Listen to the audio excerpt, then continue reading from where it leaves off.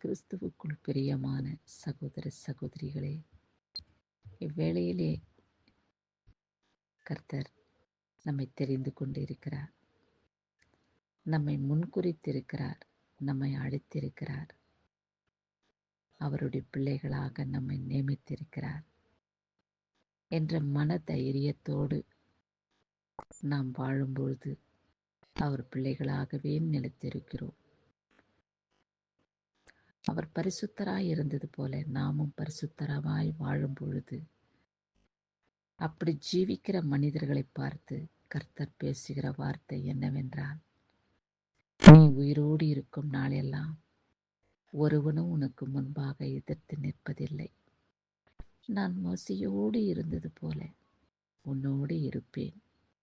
நான் உன்னை விட்டு விலகுவதும் இல்லை, உன்னை கைவிடுவதும் இல்லை என்று யோசுவா 1:5 இப்படியாய் சொல்லியுள்ளது.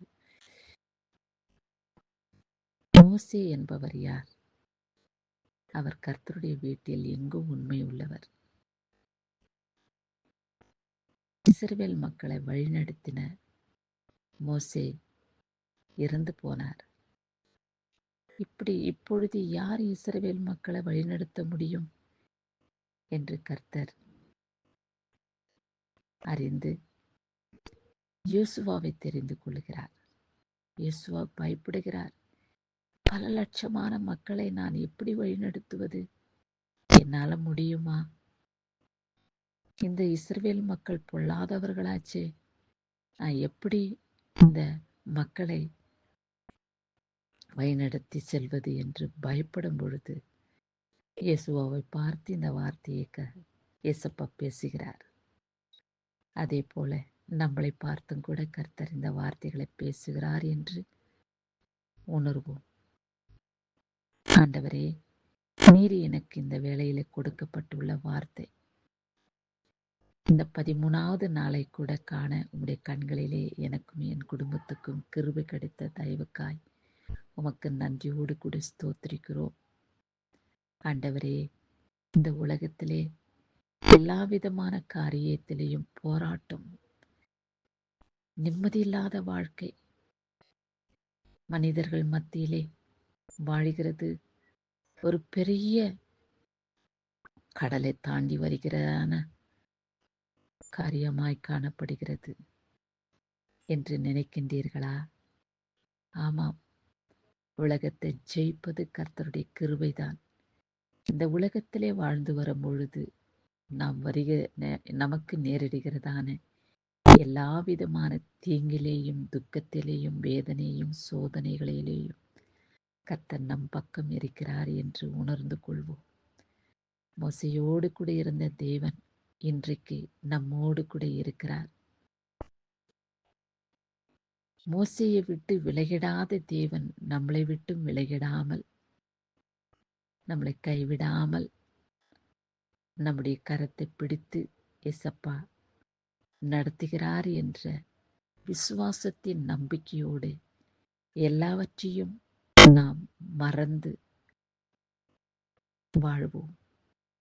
என்ன மறந்து வாழ்வது என்று நினைப்போமானால், துக்கங்கள், வேதனைகள், வியாகுலங்கள், சஞ்சலங்கள், போராட்டங்கள், அவமானங்கள், சரீரத்தின் ஏற்படுகிறதான வியாதியின் பலவீனங்கள், இவை எல்லாவற்றிலையும் மீண்டு வர கர்த்தர் உங்களோடு கூட இருக்கிறார்.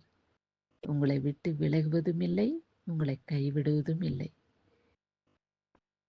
என்று நாம் விசுவாசிக்கும் பொழுது, உன் விசுவாசமே உன்னை ரட்சித்தது என்று இயேசப்பா ஒவ்வொருவரையும் பார்த்து சொன்ன வார்த்தை உங்களை பார்த்தும் பேசுகிறார்.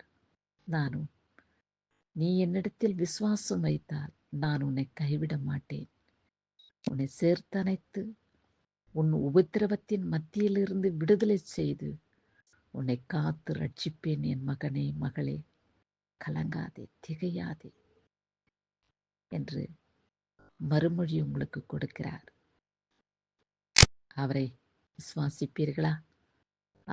அவரை நேசிப்பீர்களா? அவரை பின்பற்றி அவரை துதித்து அவருடைய நாமத்துக்கு மகிமையாக தாழ்மையாய் நடந்து கொள்வோம். அன்புள்ளவர்களாய் வாழ்வோம். பிறரை நேசிப்போம். ஏன் பிறரை நேசிக்க வேண்டும் என்று பார்ப்போமானால், கர்த்தர் நம்மை நேசித்திருந்தார், இன்னமும் நேசிக்கிறார். அதுபோல மற்றவர்களையும் நாம் நேசித்து அவருடைய பிள்ளைகளாக அவர் பாதைகளை பின்பற்றி வாழ்வோம். கிறிஸ்துவுக்கே மகிமை உண்டாகட்டும். ஆமேன்.